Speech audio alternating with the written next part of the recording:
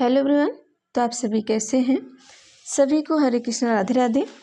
जैसा आप सभी को पता है कि हम सभी अपना सीटेट का जो भी प्रैक्टिस सेट है उसको भी लेके चल रहे थे, तो हम सोचे थे कि आपको जो एनसीईआरटी है एनसीईआरटी को भी पढ़ा दें। आप एक बार इस एनसीईआरटी के बुक को हम पढ़ाएंगे। तो जो एनसीईआरटी की बुक है, अब हम सबसे पहले क्लास 6 की एनसीईआरटी लेकर चलेंगे, फिर 7, 8 और 9 तक, 9 और 10 तक की एनसीईआरटी को हम कवर करेंगे। ठीक है, क्योंकि यहीं से आपको क्वेश्चन बहुत ज़्यादा पूछे जाते हैं। अगर हम आपको प्रैक्टिस सेट कराते हैं और एक बार ये वीडियो आप देख लेते हैं तो प्रैक्टिस सेट आपके लिए और भी आसान हो जाएगा।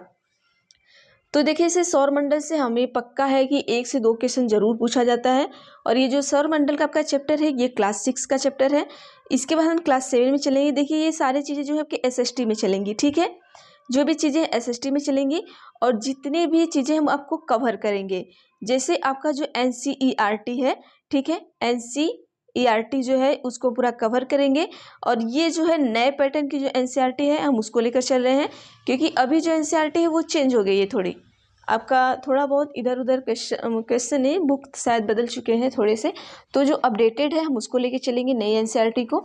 तो आप ज़रूर पढ़िएगा। तो चलिए आज इस चैप्टर को हम स्टार्ट करते हैं। ये क्लास 6 का आपका पहला चैप्टर है, हमारे अतीत से हमारे अतीत। आपका इसमें देखिए एसएसटी में आपके 3 बुक हैं क्लास 6 में। तो एक बुक का ये दूसरा जो बुक आपका ये भूगोल का है, मतलब जियोग्राफी का है, उसको लेके चल रहे हैं। फिर एक आपका इतिहास का है और एक पॉलिटी का है। तो पहले हम जियोग्राफी को लेके चलेंगे, क्योंकि जियोग्राफी से भी आपको बहुत सारे क्वेश्चन पूछते हैं। तो चलिए हम सबसे पहले देखते हैं चैप्टर नंबर 1 से हम स्टार्ट करते हैं। तो चैप्टर नंबर 1 हमारा क्या है? सौर मंडल में पृथ्वी। सौर मंडल में पृथ्वी है। अब इसको हम एक कहानी की तरह पढ़ेंगे, ताकि हम कहानी की तरह पढ़ते पढ़ते क्या करेंगे, चीज़ों को अच्छी तरीके से कवर कर पाएंगे। क्योंकि कहानी की तरह पढ़ना थोड़ा इंटरेस्टेड भी रहेगा और चीज़ें आपको समझ में भी आएंगी। और देखिए, एक पेन और कॉपी लेके बैठिए, जो चीज़ें इंपॉर्टेंट लगेंगी बीच में आएंगी, हम वहाँ पे इंपॉर्टेंट टिक करेंगे और अपने कॉपी में आप उसको नोट डाउन कर लीजिएगा, ताकि आपको रिवाइज करने के लिए अच्छा रहे। ठीक है, अगर आपको टाइम नहीं है पूरी वीडियो देखने के लिए दोबारा या तिबारा, तो आप सिर्फ एक बार अपनी कॉपी से चीज़ों को रिवाइज कर सकते हैं। तो चलिए हम स्टार्ट करते हैं कि सौर मंडल में पृथ्वी।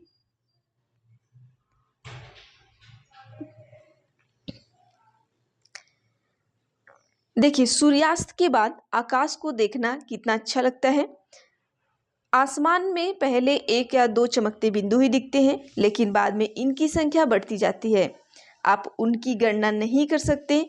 संपूर्ण आकाश छोटी छोटी चमकदार वस्तुओं से भर जाता है, जिनमें से कुछ चमकीले होते हैं एवं कुछ क्या होते हैं, धुंधले होते हैं।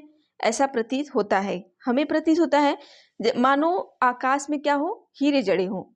इनमें से कुछ क्या होते हैं, टिमटिमाते प्रतीत होते हैं। लेकिन अगर आप ध्यान से देखेंगे तो आप पाएंगे कि इनमें से कुछ की जो टिमटिमाहट होती है वो क्या होती है, अन्य से क्या होगी, अलग होती है। देखिए, ध्यान से पढ़िएगा, ठीक है, तभी चीज़ें समझ में आएंगी। और ये बिना किसी टिमटिमाहट के चंद्रमा के समान चमकते हैं। देखिए, कुछ तो टिमटिमाते हैं, कुछ नहीं टिमटिमाते हैं, बिना टिमटिमाहट के भी वो चंद्रमा की तरह चमकते हैं। अब देखिए, इन चमकीली वस्तु के साथ आप लगभग प्रतिदिन चंद्रमा को भी क्या कहते हैं, देखते हैं। ये हो गया हमारा चंद्रमा। चलिए, ये हमारा हो गया चंद्रमा। ठीक है, अब इन्हीं के साथ ये लोग क्या करते हैं, टिम टिम टिम टिम इधर चमचमाते रहते हैं। ठीक है, इन्हीं की बातें कर रहा है। मेरी देखिए ड्राइंग इतनी अच्छी नहीं है, आपकी शायद अच्छी होगी तो आप बना लीजिएगा। ठीक है, ऐसे ऐसे कर देते हैं, ये ज़्यादा अच्छा लगेगा। ठीक है, फिर लगभग प्रतिदिन चंद्रमा को भी देखते हैं। या अलग अलग समय पर अलग अलग आकार और अलग अलग स्थिति में दिखाई पड़ते हैं। आप सभी को पता है कि चंद्रमा जो होता है वो अलग अलग स्थिति और अलग अलग आकार में दिखता है, और अलग अलग दिन उसके अलग अलग आकार भी आपको दिखते हैं। आप पूर्ण चंद्रमा को लगभग 1 महीने में 1 बार देख सकते हैं। क्वेश्चन पूछ सकता है कि पूर्ण चंद्रमा को हम महीने में कितनी बार देख सकते हैं, तो महीने में 1 बार ही देख सकते हैं। जो ऐसे गोला सा होता है वो महीने में हम 1 ही बार देखते हैं। यह पूर्ण चंद्रमा वाली रात क्या होती है, हमारी पूर्णिमा होती है। इसी को हम क्या कहते हैं, पूर्णिमा कहते हैं। और 15 दिन के बाद आप इसे नहीं देख सकते। 15 दिन के बाद ये दिखाई नहीं देता। यह नए चंद्रमा की रात्रि या अमावस्या होती है। ये क्या होती है, अमावस्या या नए चंद्रमा की क्या होती है, रात्रि होती है। कहते हैं ना अमावस्या की रात, ये वो होती है। ऐसी रात में अगर आसमान साफ है तो आप आसमान का अवलोकन अच्छी तरह से कर सकते हैं। कब? जब अमावस्या की रात हो, तो इसमें आप आसमान का क्या कर सकते हैं? अवलोकन।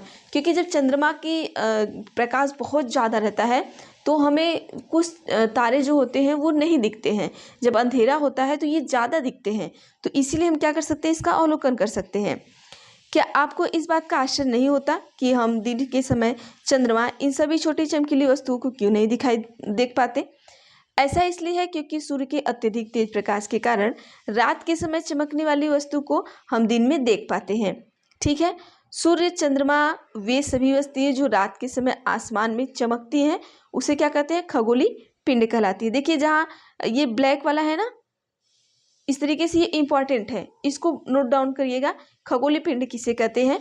कि सूर्य, चंद्रमा, वे सभी वस्तुएं जो रात के समय आसमान में चमकती हैं, दिन में नहीं, जो रात में चमकती है उसी को हम क्या कहते हैं? खगोलीय पिंड कहते हैं। ये एक आपका बन गया, ये क्वेश्चन भी बन सकता है यहाँ से। और कुछ खगोलीय पिंड बड़े आकार वाले तथा गर्म होते हैं, ये गैसों से बने होते हैं और इनके पास ऊष्मा तथा प्रकाश होता है जिसे वे बहुत बड़ी मात्रा में उत्सर्जित करते हैं, और इन खगोलीय पिंडों को तारा कहते हैं। इन्हें क्या कहते हैं हम? तारा। तारा किसे कहते हैं? ये नोट डाउन करिएगा, किसे कहते हैं? कि देखिए कुछ खगोलीय पिंड ऐसे होते हैं जिनके आकार क्या होते हैं? बड़े होते हैं, और वो क्या होते हैं? कैसे होते हैं? गर्म होते हैं। तो ये गैस बने होते हैं, मतलब सॉरी, ये गैसों से बने होते हैं और इनके पास क्या होती है? अपनी ऊष्मा और अपना प्रकाश भी होता है, तो जिसे वे बहुत बड़ी मात्रा में क्या करते हैं? उत्सर्जित करते हैं। इसी को हम क्या कहेंगे? खगोलीय पिंड को क्या कहें? इसी खगोलीय पिंड को क्या कहेंगे हम? तारा कहेंगे। और हमारा सूर्य भी इसी तरह क्या है? एक तारा है। क्वेश्चन देखिए ये पूछता है बहुत बार कि सूर्य क्या है? तारा है कि क्या है? तो सूर्य हमारा क्या है? एक तारा है। कैसा तारा है? तो ये एक पीला तारा है, ये भी याद रखिएगा। सूर्य हमारा कैसा है? पीला तारा है। अब आइए आगे चलते हैं। देखिए रात के समय चमकते हुए अनगिनत तारे सूर्य के समान ही हैं, लेकिन हमसे बहुत अधिक दूर होने के कारण हम लोग उनकी ऊष्मा या प्रकाश का महसूस नहीं करते। क्योंकि जो रात के समय जो बहुत सारे तारे सूर्य की तरह चमकते हैं, सूर्य भी तो तारा ही है, लेकिन तो जो रात में भी चमकते तारे वो बहुत दूर हैं, इतने दूर हैं कि उनकी जो गर्माहट है, जो उनकी ऊष्मा है या जो उनका प्रकाश है वो हम महसूस नहीं कर पाते। तो वो हमें अत्यंत क्या करते हैं? छोटे दिखाई देते हैं। आगे चलते हैं। आपने अवश्य ध्यान दिया होगा, देखिए कि कुछ दूरी से देखने पर सभी वस्तुएं छोटी दिखाई पड़ती हैं। अत्यधिक ऊंचाई पर उड़ रहा हवाई जहाज कितना छोटा दिखाई देता है। रात्रि में आसमान की ओर देखते समय आप तारे के विभिन्न समूह द्वारा बनाई गई विविध आकृति को देख सकते हैं। ये नक्षत्र मंडल कहलाते हैं। नक्षत्र मंडल किसे कहते हैं? ये याद रखिएगा। नक्षत्र मंडल वो होता है जब रात के समय क्या होता है? आसमान में की ओर देखते समय आप क्या करते हैं? तारे के अलग अलग समूह आपको दिखाई देता है। ठीक है, देखिए जैसे ये तारा है, इसका यहाँ समूह हो गया, फिर इसका अलग से इधर समूह बन गया, इधर समूह बन गया, तो ये हमारा क्या कहलाएगा? नक्षत्र मंडल। अब आइए इसमें देखते हैं अर्सा मेजर या बिग बियर क्या होता है, देख लेते हैं। देखिए अर्सा मेजर या बिग बियर इस प्रकार का एक नक्षत्र मंडल है। ये क्या है? एक नक्षत्र मंडल है। कौन? अर्सा मेजर और बिग बियर आपका क्या है? नक्षत्र मंडल है, और बहुत आसानी से पहचान में आने वाला नक्षत्र मंडल ये दोनों क्या है? आसानी से हम पहचान सकते हैं। कैसे? देखिए सप्त ऋषि, सप्त मतलब क्या होता है आपका? सात, और ऋषि मतलब संत। ठीक है, यह 7 तारों का समूह है जो आपका अर्सा मेजर या इसे बिग मेजर कहते हैं। ये 7 क्या है? 7 संत या 7 इसे सप्त ऋषि कहते हैं। तो ये 7 तारों का समूह है। ठीक है, जो कि नक्षत्र मंडल या अर्सा मेजर का ही ये क्या है? आपका भाग है। अब चित्र संख्या 1.1 में देखिए, आप सभी देख सकते हैं अर्सा मेजर को। ठीक है, 1.1 कहाँ है आपका? चित्र संख्या ये रहा। देखिए सप्तऋषि एवं ध्रुव तारा, ये 7 तारों का समूह है। देखिए ये रहा, यहाँ आप देख सकते हैं 1 2 3 4 5 6 7, ये हमारा सप्तऋषि हो गया। ठीक है, अब आगे देखते हैं। अपने पास पड़ोस के किसी व्यक्ति, बड़े व्यक्ति से कहिए आप कि वह आपको आसमान में और अधिक तारों, ग्रह तथा नक्षत्रों को दिखाएं। अब बच्चे नहीं आप कि आप इस तरीके से करेंगे तो आप बड़े हो गए हैं इन चीज़ों का। जहाँ इंपॉर्टेंट हम आप बता रहे हैं, जहाँ इंपॉर्टेंट नहीं वहाँ हम फटाफट से पढ़ते हुए जा रहे हैं। ठीक है, क्योंकि ज़्यादा टाइम नहीं लगाना है कि हम बच्चों की तरह आपको एक एक चीज़ें समझाएं, क्योंकि आप बड़े हो चुके हैं, आपको पता है चीज़ें हमें कहाँ समझनी है। चलिए देखिए, प्राचीन समय में लोग रात्रि में दिशा का निर्धारण तारों की सहायता से करते थे। आप सभी को पता है जब प्राचीन समय रहता था तो जब दिशा वगैरह हमें नहीं पता चलती थी तो हम तारों से ही करते थे। कैसे करते थे, आइए ये बड़ा इंटरेस्टेड है। देखिए, उत्तरी तारा उत्तर दिशा को बताता है, इसे ध्रुव तारा भी कहा जाता है। ये देखिए आपका ध्रुव तारा यहाँ पर है, ये देख सकते हैं आप। ये देखिए, ये उत्तर दिशा में है, तो ध्रुव तारा कहाँ है? पूछ सकता है क्वेश्चन की ध्रुव तारा कहाँ है? उत्तर दिशा में है, और ये उत्तरी तारा है और उत्तरी दिशा में ये रहता है। ये चीजें हो गई आपकी, ठीक है। देखिए, जहां जहां ब्लैक आपको दिख रहा है ना, थोड़ा मोटा, तो वो इंपॉर्टेंट है, उसको आप अपनी कॉपी में नोट कर लीजिए। देखिए, यह आसमान में हमेशा एक ही स्थान पर रहता है। हम सप्तऋषि की सहायता से ध्रुव तारे की स्थिति को क्या करते हैं, जान सकते हैं। और अभी हमने आपको बताया कि 1.1 में आपने देखे कि यदि सप्तऋषि मंडल के संकेतक तारों को आपस में मिलाते हुए एक काल्पनिक रेखा खींची जाए तो उसे आगे की ओर बढ़ाया जाए तो वह ध्रुव तारे की ओर इंगित करता है। आइए देखते हैं कैसे इंगित कर रहा है। देखिए, सप्तऋषि का जो तारा है, अगर इस तरीके से हम इसकी रेखा को बढ़ाएं तो ये कहाँ पर ध्रुव तारे की ओर क्या कर रहा है, इंगित कर रहा है। ये देखिए, यहाँ से अगर हम ऐसे करें तो उधर हमें क्या कर रहा है, इंगित कर रहा है। ये संकेतक तारे हमारे हैं, ठीक है। अब आइए आगे चलते हैं। देखिए, कुछ खगोलीय पिंड में अपना प्रकाश एवं ऊष्मा नहीं होता, वे तारों के प्रकाश से प्रकाशित होते हैं। ऐसे पिंड क्या कहलाते हैं, ग्रह कहलाते हैं। ग्रह के पास क्या होता है, अपना ऊष्मा नहीं होता, अपना प्रकाश नहीं होता, ये याद रखिएगा। ग्रह जिसे अंग्रेजी में क्या कहते हैं, प्लेनेट कहते हैं, और ग्रीक भाषा में इसे क्या कहते हैं, हम प्लेनाइट कहते हैं। सॉरी, इसमें ग्रीक भाषा में इसे प्लेनेटाई कहते हैं, और प्लेनेटाई शब्द से ये बना हुआ है आपका, और जिसका अर्थ होता है कि परिभ्रमक, अर्थात चारों ओर घूमने वाले। पृथ्वी जिस पर हम रहते हैं यह क्या है, हमारा एक ग्रह है, आप सभी को पता है। और यह अपना संपूर्ण प्रकाश एवं ऊष्मा जो होती है वो सूर्य से प्राप्त करती है। हमारी जो पृथ्वी है, इसका जितना भी प्रकाश है, जो भी ऊष्मा है, ये हमें सूर्य से मिल रही है, ठीक है। इसका अपना खुद का ना प्रकाश है ना खुद का ऊष्मा है पृथ्वी का। और जो पृथ्वी के सबसे नज़दीक का तारा है वो कौन सा है, तो पृथ्वी को बहुत अधिक दूरी से, जैसे चंद्रमा से देखने पर चंद्रमा की तरह चमकती हुई प्रतीत होती है। आगे चलते हैं, थोड़ा सा ये इंपॉर्टेंट पॉइंट है, इसको पढ़ लेते हैं। देखिए, बृहस्पति, शनि, यूरेनस के चारों ओर छल्ले हैं। जैसे ये हो गया बृहस्पति, शनि और यूरेनस, तो इनके चारों ओर क्या है, इस तरीके से छल्ले बने हुए हैं, ठीक है। इन तीनों ग्रहों को याद रखिएगा, पूछ सकता है कि किन के चारों तरफ छल्ले बने हैं, तो इनके आपके बृहस्पति ग्रह हो गया, शनि ग्रह हो गया और यूरेनस हो गया। अब छल्ले विभिन्न पदार्थ के असंख्य छोटे छोटे पिंडों से बनी पट्टियां हैं। इनमें छल्लों की शक्तिशाली दूरबीन की सहायता से देखा जा सकता है। अब ऐसे नॉर्मली नहीं देख सकते, ठीक है। चलिए आगे देखते हैं हम।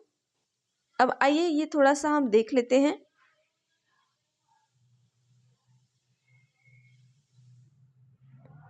ये इसको छोटा करते हैं, ठीक है, एक सेकेंड।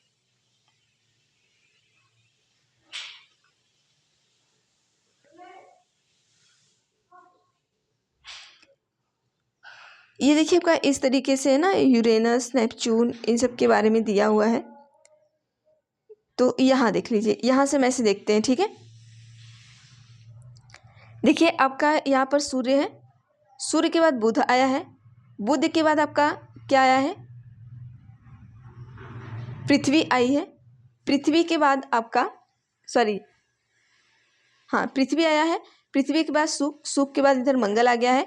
तो अभी देखिए इसके बाद ये आपका क्षुद्र ग्रह है, ठीक है। अभी इस तरीके से आपको चीज़ें नहीं समझ में आ रही, आइए आगे पढ़ते हैं, फिर हम आपको समझाते हैं।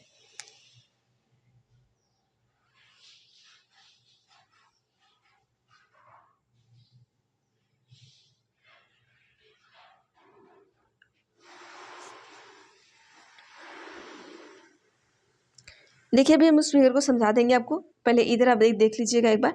देखिए, आसमान में दिखने वाले चंद्रमा एक उपग्रह है, यह हमारी पृथ्वी का सहचर है तथा इसके चारों ओर चक्कर लगाता है। हमारी पृथ्वी के समान 7 अन्य ग्रह हैं जो सूर्य से प्रकाश एवं ऊष्मा प्राप्त करते हैं।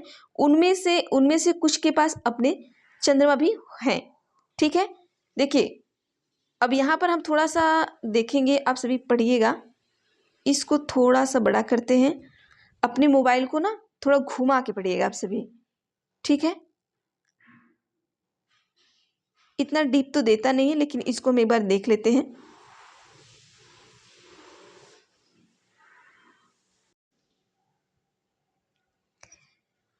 देखिए, जो हमारा बुध ग्रह होता है, ये सूर्य के चारों ओर एक परिक्रमण करता है। कितने दिन में? 88 दिन में। यहाँ पर दिन बताया गया है, ठीक है। और उसके बाद जो हमारा शुक्र होता है, वो सूर्य के चारों तरफ परिक्रमण करता है 255 दिन में, ये याद रखिएगा। और जो पृथ्वी होती है, वो सूर्य के चारों तरफ परिक्रमण कितने दिन में करती है? 365 दिन में करती है। और चंद्रमा की संख्या इसके पास कितना है? एक है पृथ्वी के पास, ये याद रखिएगा। जो हमारा मंगल ग्रह है, मंगल ग्रह सूर्य के चारों तरफ जो परिक्रमण करता है, वो 687 दिन में करता है। और इसके पास चंद्रमा की संख्या कितनी है? 2 है, ठीक है। और जो हमारा आंतरिक ग्रह होता है, वो सूर्य के बहुत नज़दीक है और ये चट्टानों से बने होते हैं। पूछ सकता है कि जो आंतरिक ग्रह है वो किससे बना होता है? तो ये चट्टान से बने होते हैं। आगे देख लेते हैं बृहस्पति और शनि के बारे में। देखिए, जो बृहस्पति ग्रह हमारा होता है, यह ग्रह हमारा 11 साल जो सूर्य का जो परिक्रमण है, वो कितने साल कितने महीने में पूरा करता है? तो देखिए, 11 साल 11 महीने और लगभग 12 साल, मतलब ये लगभग आपके 12 साल में कंप्लीट करता है। कौन? बृहस्पति। और शनि ग्रह जो हमारा है ये, और देखिए बृहस्पति के पास जो चंद्रमा का संख्या होता है, वो लगभग आपका 53 होता है, ठीक है। 53 होता है, ठीक है, ये याद रखिएगा। और शनि ग्रह जो हमारा है, वो लगभग आपका जो परिक्रमण करता है 29 साल 5 महीने करता है। और अपने अक्ष पर जो घूर्णन करता है, वो लगभग 10 घंटे 40 मिनट में कर लेता है। और इसके पास जो चंद्रमा की संख्या होती है, वो लगभग 30 के पास भी क्या है? 53 है। तो ये याद रखिएगा, ठीक है। ये जब आप बीपीएससी वगैरह के पेपर देने जाएंगे, उसमें पूछता है, तो यहाँ पर कर दें, ये देख लीजिएगा। अब आइए आगे देखते हैं हम, ठीक है। चलिए, इसके बारे में आगे आपको डिटेल बताया गया है। अब हम अपना पढ़ेंगे सौर मंडल, जो हम अभी देख रहे थे उसी के बारे में हम पढ़ेंगे। चलिए, हम सौर मंडल, ये बहुत इंपॉर्टेंट है, इसको ध्यान से पढ़िएगा आप सभी।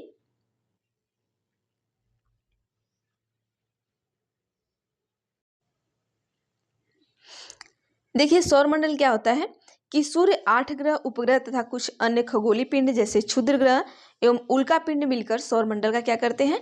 निर्माण करते हैं।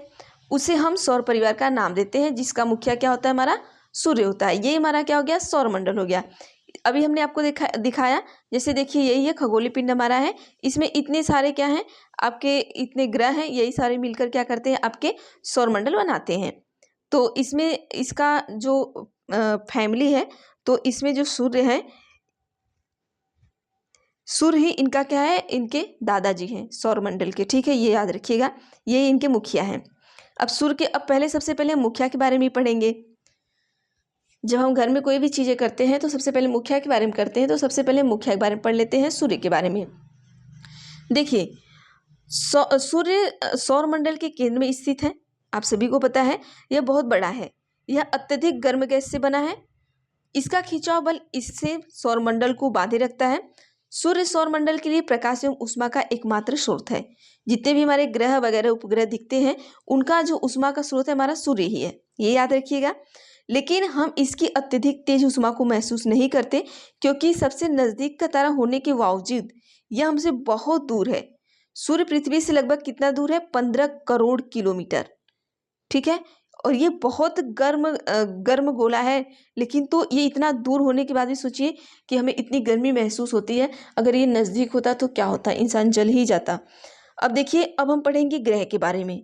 ग्रह के बारे में बहुत इंपॉर्टेंट है, हम इसे पढ़ेंगे। देखिए, हमारे सौर मंडल में कितने ग्रह हैं? आपके 8 ग्रह हैं। सूर्य से दूरी के अनुसार हम देख लेते हैं। पहले क्या है? पहले आपका सूर्य आएगा, ठीक है। इसकी दूरी के हिसाब से क्या है? बुध, शुक्र, पृथ्वी, मंगल, बृहस्पति, शनि, यूरेनस, नेपच्यून। क्वेश्चन पूछता है सूर्य से उनकी दूरी के अनुसार ग्रहों के नाम बताइए। तो सूर्य से दूरी के अनुसार सबसे पहले क्या आएगा? बुध आएगा। देखिए यहाँ पर है, सूर्य से दूरी के अनुसार क्या रहा है? सबसे पहले यहाँ पर हमारा शुक्र है, सॉरी बुध, सूर्य है। सूर्य के बाद क्या है? बुध, शुक्र, ठीक है, शुक्र, पृथ्वी और मंगल। ये आ गया आपके। तो यहाँ पर यही बताया गया है आपको, ठीक है। आगे चलते हैं। मंगल के बाद बृहस्पति, बृहस्पति के बाद शनि, शनि के बाद यूरेनस, यूरेनस के बाद नेपच्यून। अब इसको अगर याद करना होगा तो कैसे याद करेंगे, हम आपको एक ट्रिक बताते हैं, ठीक है। तो यहाँ पर देखिए, व से व और स से स, ठीक है, प से प, म से म, व से व, स से स, य न। अब यहाँ पर अब इसको पूरा याद कर लीजिए, ठीक है। बशपम वशयन, इसको तोड़ के याद कर लीजिए। आगे का याद कर लीजिए बशपम, पीछे याद कर लीजिए वशयन। बशपम वशयन, बचपन वशयन, बस इसको याद कर लेंगे, आपको याद हो जाएगा। किससे है? सूर्य से है ना। अब आगे चलिए, देखिए इससे भी आप याद कर सकते हैं, लेकिन मुझे तो ऐसे नहीं याद होता है। ये जो देता है my very efficient mother just survived us nuts, तो ये मुझे तो नहीं याद होता है। मुझे बपशम और वशयम से याद हो जाता है, तो मैं इसको याद कर लेती हूँ। तो आपको जैसे याद हो वैसे याद कर सकते हैं। चलिए आगे चलते हैं। सौरमंडल के सभी 8 ग्रह एक निश्चित पथ पर सूर्य का चक्कर लगाते हैं। ये रास्ते दीर्घावृत्ताकार में फैले हैं, ये कक्षा कहलाते हैं। पूछ सकता है कक्षा किसे कहते हैं? जब सौरमंडल में सभी जो 8 ग्रह होते हैं वो एक निश्चित पथ पर सूर्य का चक्कर लगाएं। जैसे ये है, अब ये ग्रह हो गया, अब इसी पथ पे क्या करें? सूर्य का चक्कर लगाए, यहीं पे इसका निश्चित पथ है, यहीं पे चक्कर लगाए, यही हमारा क्या होगा? तब इसे ही कक्षा कहेंगे। और ये रास्ते जो होंगे इसके दीर्घवृत्ताकार होंगे। बुध सूर्य के सबसे नजदीक है। अभी हमने पढ़ा कि सूर्य के बाद कौन आया सबसे पहले? सूर्य के बाद आपका बुध आया। तो ये क्या है? सूर्य से सबसे नजदीक ग्रह है। अब अभी हमने आपको बताया कि ये जो सूर्य के चारों ओर एक चक्कर लगाने में इसे कितना दिन लगता है? 88 दिन लगता है। अभी हमने फिगर में भी आपको बताया। और शुक्र को पृथ्वी का जुड़वा ग्रह भी माना जाता है। अब शुक्र के बारे में पढ़ेंगे। शुक्र को क्या करेंगे? देखिए, बुध के बारे में हो गया। बुध क्या है कि सूर्य से सबसे नजदीक ग्रह है और ये 88 दिन लगता है। अब शुक्र के बारे में पढ़ेंगे। और शुक्र क्या होता है हमारा? शुक्र पृथ्वी का जुड़वा ग्रह होता है, क्योंकि इसका जो आकार होता है, आकृति लगभग पृथ्वी की क्या होती है? समान होती है। अभी तक प्लूटो में भी एक ग्रह माना जाता है, मतलब अभी तक प्लूटो भी एक ग्रह माना जाता है, परंतु जो अंतर्राष्ट्रीय खगोलीय संगठन ने अपनी बैठक में क्या किया था? 2006 में यह निर्णय लिया कि कुछ समय पहले खोजे गए अन्य खगोलीय पिंड 2003 UB 313 सीरस प्लूटो बोने ग्रह कहे जा सकते हैं। तो ये याद रखिएगा, इसमें ये इसको 2 बार पढ़िएगा आप, ठीक है। इसमें भी क्वेश्चन आ सकता है आपको कि ऐसा कौन सा ग्रह है जिसको अंतर्राष्ट्रीय खगोलीय संगठन ने अपनी बैठक में किसके बारे में निर्णय लिया और कब लिया? तो अगस्त 2006 में लिया था, ठीक है। अब हम पृथ्वी के बारे में पढ़ेंगे। बुध शुक्र, अब उसके बाद पृथ्वी। देखिए ऐसे चले ना, व श प म। अब बुध के बारे में पढ़ लिए, शुक्र के बारे में पृथ्वी पढ़ेंगे, इसके बाद मंगल ग्रह के बारे में पढ़ेंगे, ठीक है। पृथ्वी क्या है?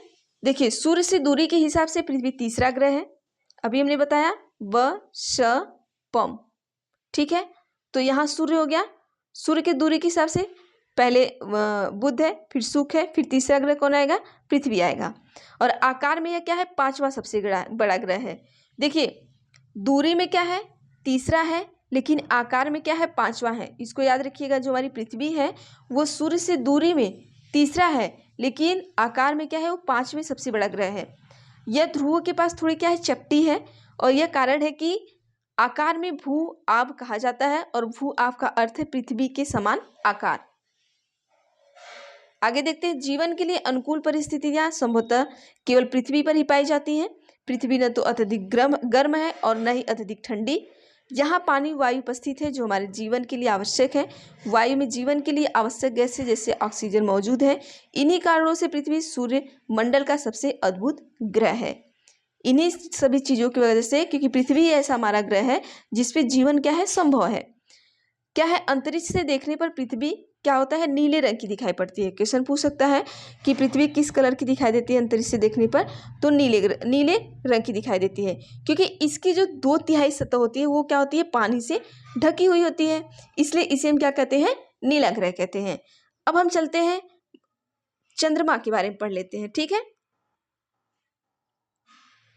आइए चंद्रमा के बारे में पढ़ लेते हैं। चंद्रमा क्या है? चलिए देखिए, जो हमारा चंद्रमा होता है यह हमारी पृथ्वी के पास केवल एक उपग्रह है।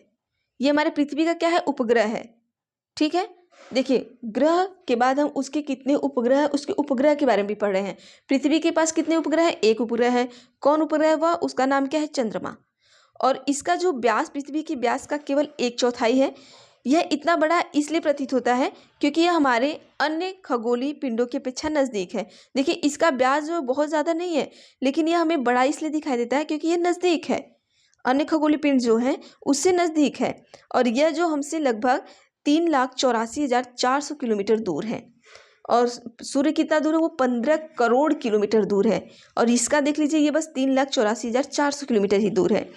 अब आप पृथ्वी से सूर्य और चंद्रमा की दूरियों की तुलना कर सकते हैं कि कितना दूरी है।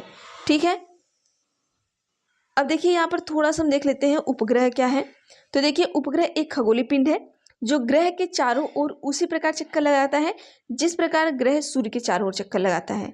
उपग्रह क्या है हमारा, उपग्रह हमारा जैसे पृथ्वी हमारा क्या है, एक उपग्रह है। तो ये भी एक खगोलीय पिंड ही है, लेकिन ये भी उसी तरह का चक्कर लगाएगा जैसे सूर्य के चारों तरफ चक्कर लगाता है। जिस प्रकार सूर्य क्या करता है, ग्रह के चारों तरफ चक्कर लगाता है, उसी प्रकार ये खगोलीय पिंड भी ग्रहों के चारों तरफ चक्कर लगाते हैं। ठीक है, देखिए कुछ ना मानव निर्मित भी ग्रह उपग्रह होते हैं। तो देखिए हम इसको थोड़ा सा देख लेते हैं। जैसे देखिए मानव निर्मित उपग्रह क्या होता है, इसके बारे में जानेंगे। देखिए कृत्रिम पिंड है, ये जो मानव द्वारा बनाए जाते हैं ये वैसे पिंड होते हैं, और ये वैज्ञानिक द्वारा बनाया गया है, और जिसका उपयोग हम क्या करते हैं, ब्रह्मांड के बारे में जानकारी प्राप्त, जैसे कहते हैं ना कि उपग्रह भेजा गया है, वहाँ पर स्पेस में उपग्रह भेजा गया है। तो ये हम लोग नहीं, मतलब वैज्ञानिक मतलब मानव ही बना के इसको भेजते हैं। और ये क्या करते हैं, ब्रह्मांड में जाते हैं, वहाँ से सारी जानकारी को इकट्ठा करते हैं और पृथ्वी पर संचार माध्यम से के लिए किया जाता है इसका उपयोग। और ये रॉकेट के द्वारा क्या करते हैं, अंतरिक्ष में भेजा जाता है इसको। किसके द्वारा, रॉकेट के द्वारा भेजा जाता है। अब जब ये रॉकेट के द्वारा जाएंगे वहाँ पर, तो पृथ्वी की कक्षा में स्थापित कर दिया जाता है इसको। और अंतरिक्ष में उपस्थित कुछ भारतीय उपग्रह जैसे आपका इनसेट हो गया, IRS हो गया, एड्यूसेट हो गया, ये सारे हमारे मानव निर्मित द्वारा बनाए गए क्या है, उपग्रह हैं। ठीक है, तो रॉकेट का परीक्षण हो गया, रॉकेट पृथ्वी पर गिरना, देखिए ये कैसे रॉकेट जा रहा है, इसका परीक्षण हो रहा है, पृथ्वी पे कैसे गिर रहा है, और उपग्रह का कक्षा में कैसे प्रवेश हो गया है, ये इस तरीके से है। मतलब देखिए पृथ्वी का अपना एक उपग्रह तो हमारा क्या है, चंद्रमा तो है ही, लेकिन मानव द्वारा भी बहुत सारे उपग्रह ऐसे बनाए गए हैं जो ब्रह्मांड में भेजे जाते हैं। क्यों भेजे जाते हैं, वहाँ की चीज़ों का पता लगाने के लिए।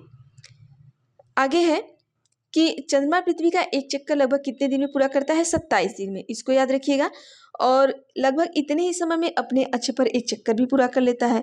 और इसका परिणाम स्वरूप पृथ्वी में हमें चंद्रमा का केवल एक ही भाग दिखाई पड़ता है। ठीक है, और चंद्रमा की परिस्थितियां जीवन के अनुकूल नहीं है। इसकी सतह पर पर्वत, मैदान एवं गड्ढे हैं जो चंद्रमा की सतह पर छाया बनाते हैं, और पूर्णिमा के दिन चंद्रमा पर इनकी छाया को देखा जा सकता है। लोग कहते हैं ना कि चंद्रमा में दाग है, चंद्रमा बहुत सुंदर है, मतलब इस तरीके के मतलब इमेजिन करते हैं आप। हमारे जैसे कुछ गाने होते हैं ना, तेरा चेहरा चांद के जैसा, या फिर जो भी है, तो देखिए तेरे चेहरे में गड्ढे भी हैं, ये याद रखिएगा। और तेरे चेहरे पर पेड़ पौधे भी उगे हैं, और तेरे चेहरे पर ऐसे अगर किसी को मत कहिएगा नहीं तो लड़ाई हो जाएगा। और तेरे चेहरे पे पर्वत भी है, और इसीलिए तेरे चेहरे पे इतने सारे धब्बे भी हैं। ठीक है, क्योंकि जो चंद्रमा होता है ना, वहाँ पे गड्ढे हैं, पर्वत हैं, पहाड़ हैं, पेड़ पौधे, मैदान है, इस तरीके से। तो पेड़ पौधे तो नहीं कह सकते, पर्वत, मैदान, गड्ढे इस तरीके से हैं। तो यहाँ पर क्या होता है, इसलिए जीवन इतना पॉसिबल नहीं है, लेकिन अभी लोग कोशिश कर रहे हैं चंद्रमा पर रहने के लिए। और हम जैसे मानव अगर पैदा हो जाए यहाँ पर, तो वो कहीं भी रह सकते हैं। ठीक है, चलिए क्षुद्र ग्रह के बारे में हम चलिए पढ़ते हैं। क्षुद्र ग्रह क्या है हमारा, कि तारों, ग्रहों, उपग्रहों के अतिरिक्त असंख्य छोटे पिंड भी सूर्य के चारों ओर क्या करते हैं, चक्कर लगाते हैं। इन पिंडों को क्षुद्र ग्रह कहते हैं। ये मंगल एवं बृहस्पति की कक्षाओं के बीच पाए जाते हैं। वैज्ञानिक के अनुसार क्षुद्र ग्रह के का ही भाग है, जो कि बहुत वर्ष पहले विस्फोट के बाद ग्रहों में टूटकर अलग अलग हो गए। अब देखिए यही है ना, बृहस्पति कहाँ पर, ये मंगल एवं बृहस्पति की कक्षा के बीच पाया जाता है। तो आइए दिखा देते हैं कहाँ पर है क्षुद्र ग्रह हमारा। देखिए हमारे यहाँ पर ये बृहस्पति हो गया, ये बृहस्पति हो गया और ये मंगल हो गया। इन्हीं ग्रह के बीच ये हमारे छोटे छोटे क्या है, क्षुद्र ग्रह पाए जाते हैं। तो पूछ सकता है कि क्षुद्र ग्रह किसके बीच पाए जाते हैं, किन ग्रहों के बीच पाए जाते हैं। तो जो क्षुद्र ग्रह होते हैं वो आपके बृहस्पति और मंगल ग्रह के बीच पाए जाते हैं। और ये छोटे छोटे क्या होते हैं, पत्थर जैसे टुकड़े होते हैं। और ये एक समय ये भी क्या थे, ग्रह थे, लेकिन ये टूट के क्या हो गए, छोटे छोटे बेचारे हो गए। ठीक है, आगे चलते हैं। क्षुद्र ग्रह आपको पता चल गया होगा। अब आगे देखते हैं उल्का पिंड क्या होता है, ये बहुत इंपॉर्टेंट है। उल्का पिंड क्या होता है, देखिए देखिए सूर्य के चारों ओर चक्कर लगाने वाले पत्थर के छोटे छोटे टुकड़ों को उल्का पिंड कहते हैं। ये हमारा सूर्य हो गया। ठीक है, अब इसी सूर्य के चारों ओर छोटे छोटे क्या है, टुकड़े उल्का पिंड कहलाते हैं। पत्थर के छोटे छोटे टुकड़े होते हैं। और कभी कभी ये उल्का पिंड पृथ्वी के इतने नजदीक आ जाते हैं कि इनकी जो प्रवृत्ति पृथ्वी पर गिरने की होती है, इस प्रक्रिया के दौरान वायु के साथ घर्षण होने के कारण ये गर्म होकर जल जाते हैं। फलस्वरूप चमकदार प्रकाश उत्पन्न होता है। कभी कभी इसको उल्का पूरी तरह जले बिना पृथ्वी पर गिरते हैं, जिसे धरातल पर गड्ढे बन जाते हैं। पढ़ लेते हैं, फिर हम आपको समझाते हैं। क्या आपने तारों वाले खुले आकाश में एक और दूसरी ओर तक फैली चौड़ी सफेद पट्टी, एक तरह चमकदार रास्ते को देखा है? देखिए उल्का पिंड के बारे में बता देते हैं। जैसे कि हम कहते हैं ना कि उल्का पिंड, जैसे कहते हैं तारों का टूटना, उसी को हम क्या कहते हैं, उल्का पिंड कहते हैं। जैसे कहते हैं ना कि अब यहाँ से तारा टूटा तो भाई यहाँ से दो जनाब बैठे हैं और अपनी विश मांग रहे हैं एक दूसरे से बोल के कि विश कर दो कि हमारी शादी जल्दी से हो जाए, या तो विश कर दो हम दोनों जल्दी से भाग जाएं, इस तरीके से। तो देखिए आप ऐसी गलती मत करिएगा, ऐसी विश मत करिएगा। वहाँ वो ऐसा नहीं, वो बेचारा एक तरफ कोई टूट रहा है तो वो उसका तो वो जल रहा है बेचारा खुद ही वहाँ पे, और आप यहाँ से विश मांगेंगे तो क्या वो आपकी विश पूरी करेगा? अब हमें कोई आग लगा दे और सामने वाले हमसे विश करे कि भाई तुम मर रहे हो, हम तुमसे विश मांग रहे हैं, तो ऐसा मत करिएगा आप सभी। ठीक है, तो उल्का पिंड क्या होता है, ये सूर्य के चारों तरफ क्या होते हैं, चक्कर लगाते हैं। और कभी कभी क्या होता है कि चक्कर लगाते लगाते ये पृथ्वी के इतने नज़दीक आ जाते हैं कि ये जलना प्रारंभ कर देते हैं। और कुछ तो ऐसे होते हैं ना कि जब वो जल नहीं पाते हैं तो ये बड़े बड़े से पत्थर टाइप के होते हैं और जहाँ गिरेंगे वहाँ पर गड्ढा बना देते हैं। तो ये उल्का पिंड होता है। अब समझ गए ना, अब कोई विश नहीं मांगेगा। ठीक है, कि टूटता हुआ तारा है, विश मांगो विश मांगो। ठीक, आकाश गंगा किसे कहते हैं हम इसको देख लेंगे। देखिए अब ये खुला आपका आसमान है, यहाँ पर देख लीजिए, और दूसरी ओर फैली चौड़ी सफ़ेद पट्टी की तरह एक चमकदार रास्ते को देखा है। यह लाखों तारों का समूह है, यह पट्टी आकाशगंगा है। यही देख लीजिए, ये जो आपके सारे तारे वारे सब ये फैले हुए हैं, ये आपका आकाशगंगा है। ठीक है, और हमारा सौरमंडल इस आकाशगंगा का क्या है, एक भाग है। प्राचीन में इसकी कल्पना आकाश में प्रकाश की एक बहती नदी से की गई थी, इस प्रकार इसका नाम आकाश गंगा पड़ गया। प्राचीन समय में एक बहती नदी से इसकी कल्पना की गई कि ये जो तारे वारे हैं सब ऐसे बह रहे हैं, तो इसीलिए इसका नाम जो है आकाश गंगा पड़ गया। आकाश गंगा करोड़ों तारों, बादलों तथा गैसों की एक प्रणाली है। इस प्रकार की लाखों आकाश गंगाएं मिलकर क्या करती हैं, ब्रह्मांड का निर्माण करती हैं। पूछ सकता है कि ब्रह्मांड का निर्माण कैसे होता है? लाखों आकाश गंगाएं मिलकर ब्रह्मांड का निर्माण करेंगी, और ब्रह्मांड की विशालता की कल्पना करना अत्यधिक क्या आपका कठिन है। वैज्ञानिक अभी भी इसके बारे में अधिक से अधिक जानकारी एकत्र करने में जुड़े हैं, और इसके आकार में हमें कोई जानकारी नहीं है, लेकिन फिर भी हम जानते हैं कि हम सभी ब्रह्मांड का ही एक क्या है, हिस्सा है। क्योंकि सारे ब्रह्मांड में छोटे छोटे तारे, सूर्य, सारे लोग इसी में घुसे पड़े हैं, तो भाई हम भी मान लें कि हम भी इसी में घुसे पड़े हैं। ठीक है, आगे देखते हैं। बस खत्म हो गया आपका चैप्टर। आगे आपका क्वेश्चंस है, और इस तरीके से तो क्वेश्चन को हम ना आपको एक अलग से वीडियो में लेके चलेंगे। ये जो सारे क्वेश्चन हैं, क्वेश्चन हम देखिए जो सही गलत वाला क्वेश्चन है ना, 1 सेकंड में करा ही देती हूँ आपको। क्वेश्चन को साथ साथ में करा के चलते हैं ताकि सही रहे। ठीक है, चलिए इसके जो क्वेश्चन है उसको भी हम करा दे रहे हैं ताकि आपको चीज़ें क्लियर रहे। साथ साथ में क्वेश्चन भी होते जाता है तो सही रहता है। देखिए सौरमंडल में पृथ्वी अभी हमने आपको पढ़ाया, प्रश्न अभ्यास आपका शुरू हो रहा है। तो चलिए देखिए, ग्रह और तारे में क्या अंतर है? उत्तर बताइए। देखिए ग्रह क्या है, तारा क्या है, इसको हम समझ लेते हैं फटाफट से। देखिए ग्रह क्या होता है, तारा क्या होता है। ग्रह के आसपास अपना प्रकाश ऊष्मा नहीं होता, हमने अभी बताया आपको। और ग्रह जो होते हैं वो तारे से छोटा होता है, और जो तारा होता है इनके पास अपना ऊष्मा और प्रकाश होता है, और ये तारा जो होता है ग्रह से काफी बड़ा होता है। आगे है सौरमंडल से आप क्या समझते हैं। तो देखिए सौरमंडल में आप सभी को पता, हमने अभी बताया कि इसमें जो सूर्य है वो 8 ग्रह और उनके उपग्रह होते हैं, और कुछ अन्य खगोलीय पिंड से मिलकर हमारा क्या होता है, सौरमंडल बना होता है। और हम सौर परिवार का नाम देते हैं इसे। और सूर्य सौरमंडल के मध्य में स्थित होता है, ये हमने आपको बता दिया। और अपनी निश्चित कक्षा में सूर्य का चक्कर लगाते हैं, उसे हम क्या कहते हैं, उपग्रह कहते हैं। उपग्रह किसे कहते हैं, जो सूर्य के चारों ओर अपने निश्चित कक्षा में क्या करें, सूर्य का चक्कर लगाएं, वही हमारे क्या होते हैं, उपग्रह होते हैं। अब देखिए क्वेश्चन पूछा है कि सूर्य से उनकी दूरी के अनुसार सभी ग्रहों के नाम लिखें। तो आप सभी देख सकते हैं, हमने अभी आपको बताया बशपम और वशयन। तो यहाँ पर बुध, शुक्र, पृथ्वी, मंगल, बृहस्पति, शनि, यूरेनस, ये याद रखिएगा आप सभी। आगे चलते हैं और आपका 8वां हो जाएगा नेपच्यून। आगे पूछा है कि पृथ्वी के अद्भुत ग्रह, पृथ्वी को हम अद्भुत ग्रह क्यों कहते हैं, क्योंकि इसमें क्या होता है, जीवन अनुकूल होता है, अभी हमने आपको बताया। यहाँ पर जल भी है, और यहाँ पर जो जीवनदायी गैसें हैं वो भी आपकी पाई जाती हैं, तो इसीलिए ये अद्भुत ग्रह है। हम हमेशा चंद्रमा में एक ही भाग क्यों देखते हैं। देखिए चंद्रमा क्या होता है, लगभग 27 दिन पृथ्वी पर चक्कर लगाता है, आप सभी को हमने अभी जस्ट बताया। और ये अपनी धुरी पर क्या होता है, एक पूरे चक्कर में भी इतना ही समय लेता है। और उसके बाद इसमें क्या होता है कि दोनों प्रकार की गतियों को पूरा करने में समान समय लेता है, और यही कारण है कि चंद्रमा का एक ही भाग हम देख पाते हैं। क्यों देख पाते हैं एक ही भाग, क्योंकि ये अपना जो चक्कर होता है ना, दोनों एक ही समय में लगाता है, मतलब 27 दिन में दोनों कर लेता है। ब्रह्मांड क्या है, ब्रह्मांड में क्या होता है कि यहाँ पर देखिए गैस की जो आकाश, एक सेकेंड, जो करोड़ों तारे होते हैं, बादल और गैस की एक प्रणाली क्या होता है, हमारा आकाशगंगा होता है, हमने अभी जस्ट बताया। और इस प्रकार लाखों आकाशगंगाएं मिलकर हमारा क्या करती हैं, ब्रह्मांड का निर्माण करती हैं। तो इसको पढ़ लीजिएगा। अब चलिए सही और गलत वाला टिक कर लेते हैं। देखिए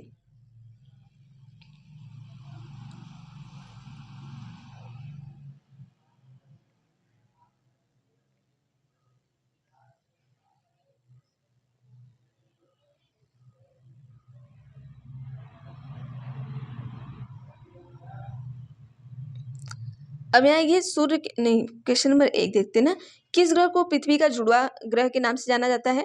तो अभी हमने आपको बताया कि शुक्र ग्रह को पृथ्वी के जुड़वा नाम से जाना जाता है, तो ग हमारा क्या हो जाएगा, सही हो जाएगा। क्वेश्चन है कि सूर्य से तीसरा सबसे नजदीक ग्रह कौन सा है, तीसरा पूछा है सूर्य से। तो हमने अभी आपको क्या बताया था, व श प म, तो प तीसरे पे आया, तो पृथ्वी हमारा क्या होगा, ऑप्शन नंबर ख सही हो जाएगा। ठीक है, आगे देखते हैं। क्वेश्चन है कि सभी ग्रह सूर्य के चारों ओर किस प्रकार के पथ पर चक्कर लगाते हैं। जस्ट अभी हमने बताया कि दीर्घ वृत्ताकार पथ पर लगाते हैं सूर्य के चारों ओर जितने भी ग्रह होते हैं।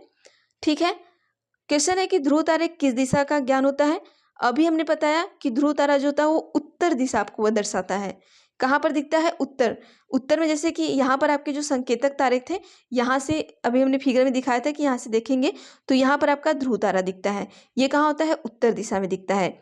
ठीक है, अब क्वेश्चन है कि क्षुद्र ग्रह किन कक्षाओं के बीच पाए जाते हैं। तो जो क्षुद्र ग्रह होता है आपका, वो आपके हमने कहाँ बताया था कि मंगल और बृहस्पति के, अभी हमने बताया था ना कि यहाँ मंगल ग्रह था, यहाँ बृहस्पति था, और यहाँ पर छोटे छोटे टुकड़ों में क्या था, आपके क्षुद्र ग्रह पाए गए थे। ठीक है, अब आगे चलिए देखते हैं। खाली स्थान बनना है तो इसको छोड़ देते हैं कि करना है, चलिए कर ही लेते हैं। देखिए डैश डैश का एक समूह जो विभिन्न प्रतिरूपों का निर्माण करता है उसे क्या कहते हैं। अगर विभिन्न प्रतिरूप का निर्माण कर रहा है तो उसे हम तारों या तारामंडल कहेंगे। यहाँ तारामंडल भर लीजिएगा। तारों की एक बहुत बड़ी प्रणाली को हम क्या कहा जाता है, तो 2 का आकाश गंगा कहा जाता है। यहाँ आकाश गंगा भर लीजिएगा, जो तारों की बहुत बड़ी प्रणाली होगी उसे हम आकाश गंगा कहेंगे। ठीक है, और पृथ्वी के सबसे करीब कौन है, तो आप सभी को पता है कि पृथ्वी के सबसे करीब क्या है, चंद्रमा है, तो यहाँ चंद्रमा भर लीजिएगा।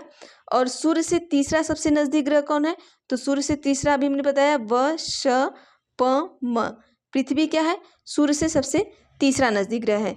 पांचवा क्या हो गया आपका क्वेश्चन कि पृथ्वी के पास अपनी क्या होता है, प्रकाश और क्या नहीं होता है, ऊष्मा और प्रकाश दोनों नहीं होता है। ठीक है, तो इसको भर लीजिएगा। ये चैप्टर हो गया आपका कंप्लीट। इससे जितने भी क्वेश्चन थे, जितने भी चीज़ें इंपॉर्टेंट थी, हमने आपको बता दिया। इसमें सबसे ज़्यादा क्वेश्चन यही पूछता है कि सूर्य से बढ़ते हुए क्रम में आप ग्रहों के नाम लिखिए, घटते हुए क्रम में ग्रहों के नाम लिखिए।